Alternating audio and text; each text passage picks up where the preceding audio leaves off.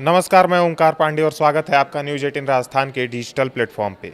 तमिलनाडु के नए मुख्यमंत्री थलापति विजय ने सत्ता संभालते ही एक बहुत बड़ा और अच्छा फैसला लिया है, जो लोगों के लिए बेहद फायदेमंद साबित हो सकता है। फिल्मों के सुपरस्टार से अब मुख्यमंत्री बने विजय ने कहा है कि राज्य में महिलाओं और बच्चों की सुरक्षा सबसे पहले है। इसी सोच के साथ उन्होंने सरकारी शराब की दुकानों पर सख्त कार्रवाई शुरू कर दी है। उन्होंने आदेश दिया है कि धार्मिक जगहों, स्कूलों और बस स्टैंडों के 500 मीटर के अंदर जो 717 सरकारी शराब की दुकानें चल रही हैं, उन्हें तुरंत बंद कर दिया जाए।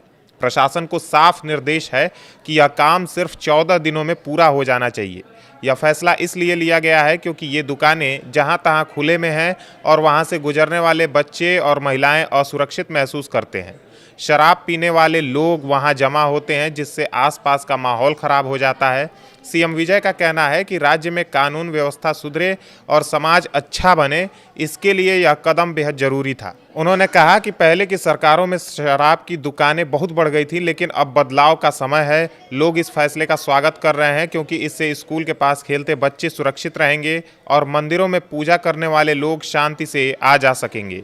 बस स्टैंडों पर यात्रा करने वाली महिलाएं भी अब बिना डर के इंतजार कर सकेंगी। यह ऐतिहासिक फैसला विजय सरकार का पहला बड़ा कदम माना जा रहा है। थलापति विजय ने चुनाव में वादा किया था कि वे भ्रष्टाचार मुक्त और जनहित वाली सरकार चलाएंगे। टीवीके पार्टी के साथ उन्होंने सत्ता संभाली और अब जमीनी स्तर पर काम शुरू कर दिया है। लोग कह रहे हैं कि यह सिर्फ शुरुआत है। आने वाले दिनों में और भी अच्छे फैसले देखने को मिल सकते हैं, जैसे गरीबों के लिए बेहतर योजनाएं, शिक्षा और स्वास्थ्य पर ज़्यादा ध्यान, या फिर युवाओं के लिए नौकरियां। अब बात करते हैं कि इन दुकानों के बंद होने से राज्य की कमाई पर आखिर क्या असर पड़ेगा। टास्मैक यानी Tamil Nadu state marketing corporation limited या सरकारी शराब की दुकानें राज्य सरकार के लिए बड़ी आमदनी का जरिया है।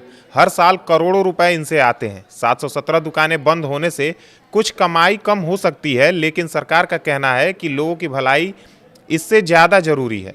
शराब से होने वाली समस्याएं जैसे घरेलू हिंसा, दुर्घटनाएं और स्वास्थ्य की खराबी कम होंगी तो लंबे समय में राज्य को ज़्यादा फायदा हो सकता है।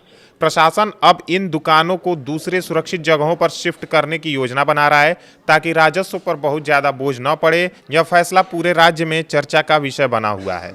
सोशल मीडिया पर लोग तारीफ कर रहे हैं और कह रहे हैं कि थलापति ने सत्ता में आते ही सच्चा जनहित दिखा दिया। कुछ लोग चिंतित भी हैं कि शराब की आदत वाले लोग परेशान हो सकते हैं, लेकिन ज़्यादातर का मानना है कि यह सही दिशा में एक ठोस कदम है। प्रशासन अब इन 717 दुकानों की लिस्ट तैयार कर रहा है और 14 दिनों के अंदर बंदी की प्रक्रिया भी पूरी कर लेगा। जिला कलेक्टरों को सख्त हिदायत दी गई है कि कोई भी देरी न हो। विजय सरकार के अगले बड़े फैसलों पर सबकी नज़र है। लोग उम्मीद कर रहे हैं कि जल्द ही शिक्षा, रोजगार और किसानों से जुड़ी योजनाएं आएंगी।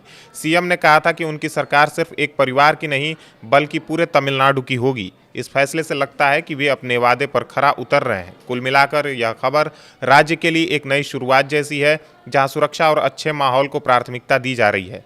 आम लोग अब इंतजार कर रहे हैं कि आगे और क्या अच्छा होता है। यह बदलाव धीरे धीरे पूरे समाज को बेहतर बनाएगा।